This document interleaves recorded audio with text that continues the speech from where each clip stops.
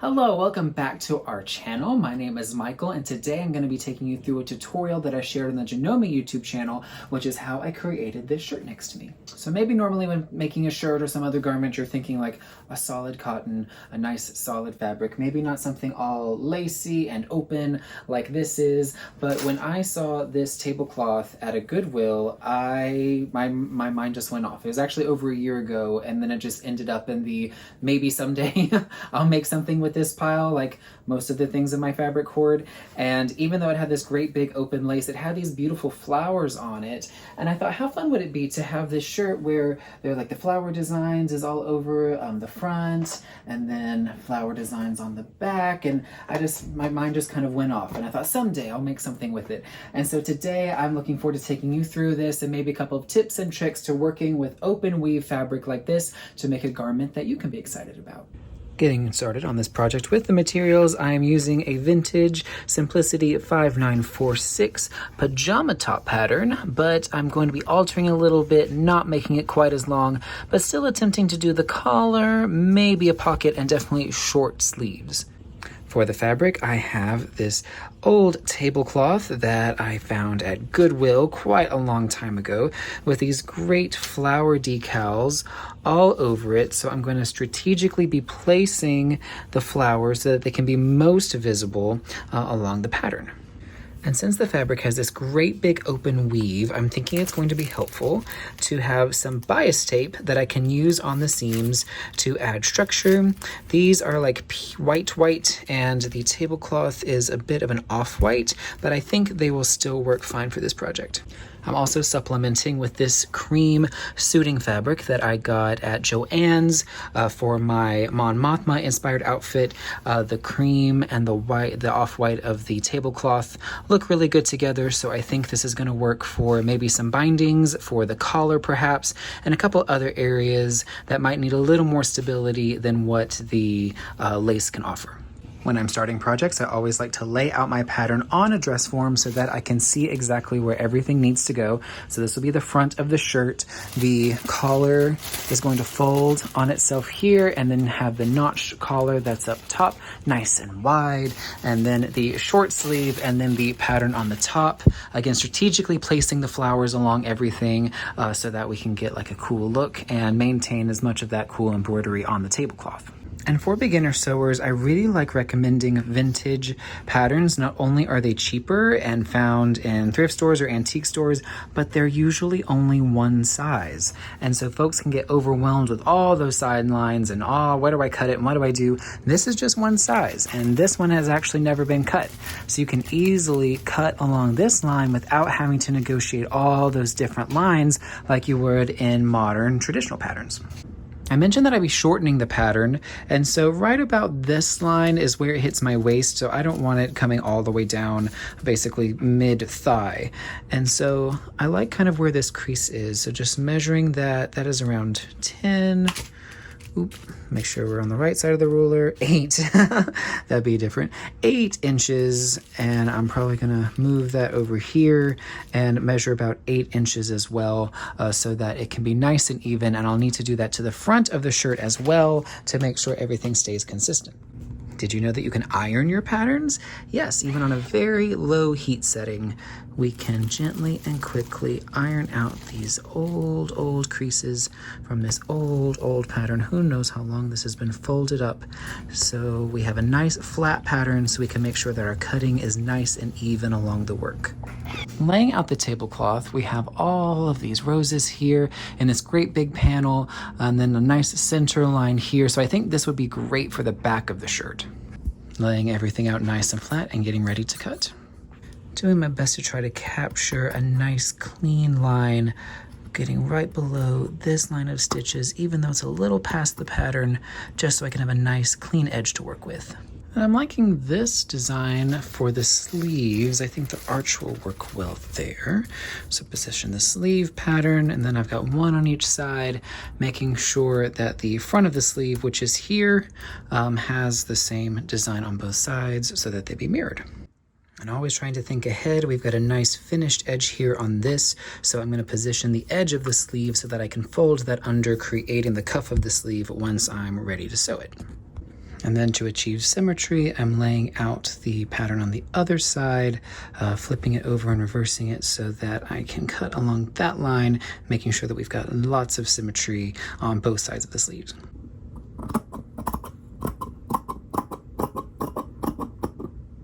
And the great thing about sewing in the summer is that the AC is always making your patterns blow away. Thinking about the front of the shirt, we can see the pattern of the roses here. So this is going to be the center part, and then all of this is going to be folded over. So I don't want too much going on there. So I've got lots of emptiness here, and that's going to be folded up under the shirt. So one side will have a pocket. I think maybe like the rose coming out of the pocket. That would look nice. Just thinking about positioning where we want everything to be, shortened 8 inches, just like in the back. I think this should work. And then again, to achieve symmetry, laying it on the reverse side so that I can cut it out and everything will be nice and even on both sides.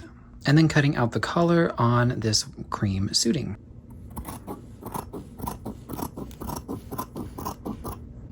Laying everything out in the dress form, I'm loving how this is looking so far. As we begin the sewing process, where I'm folding in the 5/8 inch seam allowance on the edge of the piece that we're going to be folding in to make the front of the shirt. And so I'm looking for points of solidness, something that I can actually sew and pin into. So what I'm going to be using is this line here, this edge line, pinning that with the 5/8. And then once I stitch it, I'm going to get rid of these little tails here so everything can be nice and clean. Now of course we lose the line as we go on angles.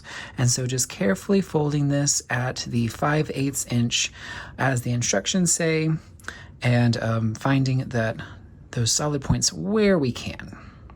I've threaded my Janome M8, setting the stitch length to 3, got my off-white thread ready to go and in the bobbin case, and I'm going to start stitching using the guide for the 5/8 line that's right there, keeping the edge of my work there since that's the seam allowance for this pattern.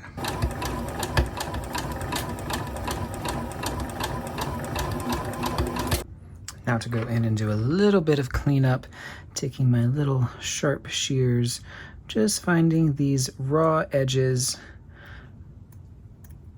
and clipping them behind any, there's my stitch line there.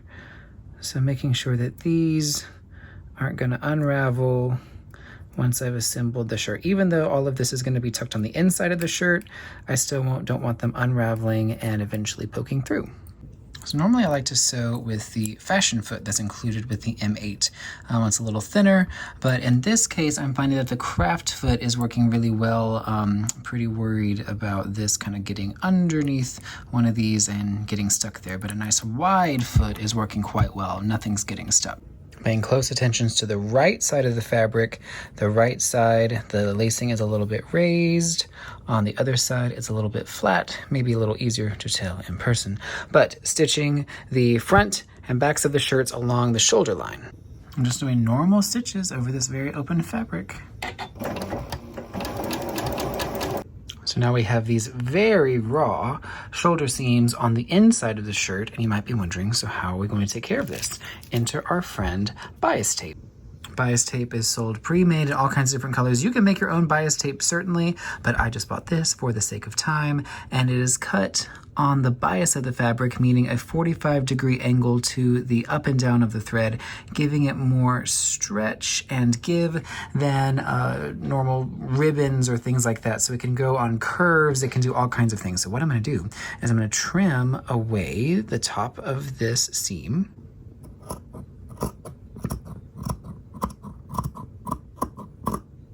And then along that raw edge, I'm going to take my bias tape and fold it over the raw edge, pinning it in place, creating a nice little channel for the raw edge to be in this bias tape. And then stitching close to the edge, but not too close because we want to catch the other edge of the bias tape on the other side. getting a really nice finished edge. And so we can leave it like this, or we could go the extra mile and do a flat felled seam. And so what I'm going to do is I'm going to take this bias binding and press the seam back towards the back of the shirt and then stitch over this so that it's nice and locked in along the shoulder.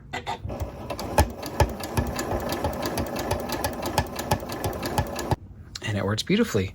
We have a nice flat felled seam on this shoulder, so now it's time to do that on the other side. Stitching around the edge of the collar, clipping the corners, turn inside out and press. Clipping the collar to the neckline and stitching. I folded under the underside of the collar on the inside of the shirt, pinned it very close to the edges lining up, and I'm going to stitch closely to the edge so that we can close up the collar. Just like that. With the collar on, now it's time to do the inside of the shirt, so folding in the facings, creating this notched collar here. The face, so turning the underside, the seam allowance underneath, pinning all the way around here and doing some stitches along the front here. Or this is the back, this is the inside of the shirt, and getting the ready for like buttonhole placement and all of that. And since we can see through the weave of the fabric, I'm really trying to line up these windows. I don't want them to be all wonky where I can avoid it. On the curves, it might be a little unavoidable, but we can see we're trying to get things nice and lined up as much as possible to keep some symmetry. I also added a top stitch along the edge of the collar to help it stay nice and flat. Now it's time to install the sleeves. So I marked the tip of the sleeve with some water erasable fabric marker, which is the apex of the sleeve, and that is going to line up with the shoulder seam right there. And so pinning this around the armhole, and then we're going to sew the entire sides together from the cuff of the arm through the armpit down to the side, all in one big giant stitch. And with the sleeve on, I'm going to do the same technique as before, cutting off the excess of the seam allowance, then wrapping it with the bias tape. I'm doing this before I sew down the sides because I want the raw edges of the bias tape to be caught in this side seam when I do that. So this step comes first. And then adding the bias binding to the sides. On the cuff of the sleeve, I've given myself a little fold over so that I don't have a raw edge there. And then coming all the way down to the bottom, another little fold over here. Even though I'm going to cuff the bottom of the shirt, I still want like a nice edge there so I don't have any fraying as I wear the shirt. So stitch all the way down this and then do a flat filled seam on the outside. And I think it's very satisfying seeing these nice clean edges amongst all this lacy openness. When it comes to the hem, I've just folded and done a basic fold and rolled hem. When it comes to the grid, where there's only grid like here, I've been very careful to make sure that I've got something on the underside for it to catch, because we've just got those raw little edges here, and so I want to fold it under maybe even a little more, just so there is something for that stitch to catch as I come through, because otherwise it's just going to get unraveled. Last step is going to be installing the buttons, but when we look at this really open weave, it doesn't really look great for button installation. But fortunately, there is this really nice trim on the edge of this fabric that I think I can just snip off of the design, clean up the edges a little bit, and sew on top of this to add some stability to the edge of the shirt so that we can have buttons and buttonholes. Both sides pinned, now just to sew all around the edges. And last come the buttonholes. So the pattern has places for placing the buttons, so I've placed pins in that spot. I'm not going to do like the pattern has do like horizontal buttonholes. I'm going to do vertical ones so that we can make sure to capture as much of this space as possible, nice and solid, so that the stitches actually have something to grip onto. Getting out my handy Janome button foot and got these little 4-hole buttons, placing them in the slot so that the machine knows how wide to make the buttonhole and get it installed. Moving to the button function on my machine, I'm just gonna go with a standard buttonhole and got the foot installed. We also need to remember to pull down this little bar right there so that the machine knows when to kick back.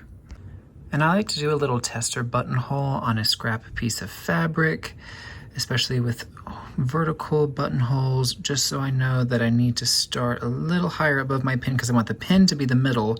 So I'll need to start because the needle starts here and then goes all the way around. And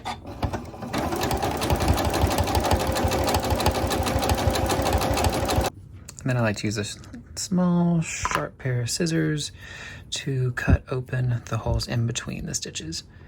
And then hand sewing in the buttons at the same spots on the other side. And you can sew on buttons by machine, but I just like doing it by hand.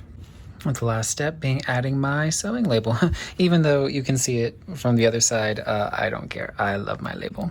And here we have the finished product. I decided not to go with a pocket after all. I think it looks great having all the symmetry on both sides. I'm so happy with how it came out. Nice and breezy for the summer.